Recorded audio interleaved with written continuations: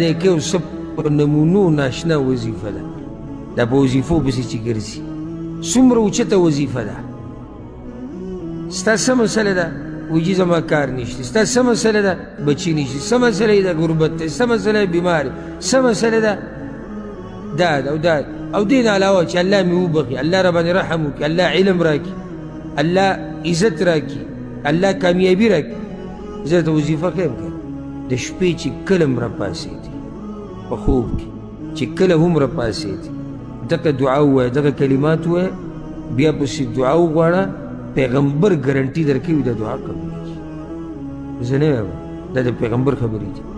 او بیا په هغې پسې زیاتي الله اکبر چې مونځ دې وکړو دا مونځ هم قبول کړی شوی مونځ دی. پوه شوي به که نه؟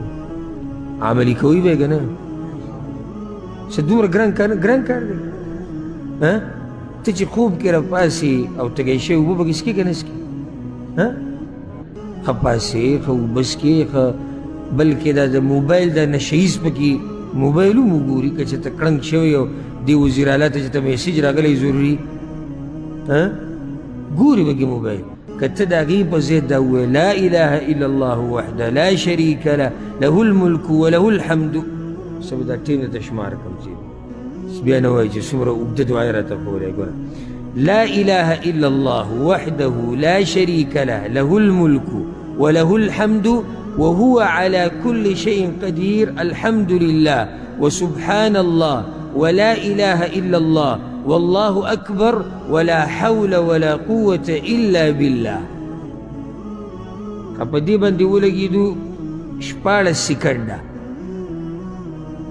14 سکنډه تا دا ختم کړو. بیا دې الله په ما باندې رحمتونه د دنیا او د آخرت راووروه یا الله، او یا الله ما وبخه، او یا الله زما د دنیا او د آخرت مسلې اسانې کړه. 14 سکنډه دا شو.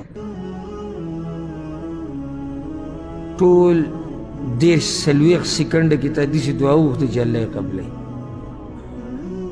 40 سکنډه کې ته داسې دعا وغوښته چې الله یې قبلوي. نو که پاسېدې اودس دې وکړو، 2 رکعاته دې وکړو، یو پاو ساعت هلته دې ولګول، 20 منټه دې ولګول، نو داسې یو نعمت به ته را پیدا کړي چې د دې سره مقابله وکړي قبوله کړی شوي دعا او قبول کړی شوی مونځ. که نه اوچت نعمت نه دی؟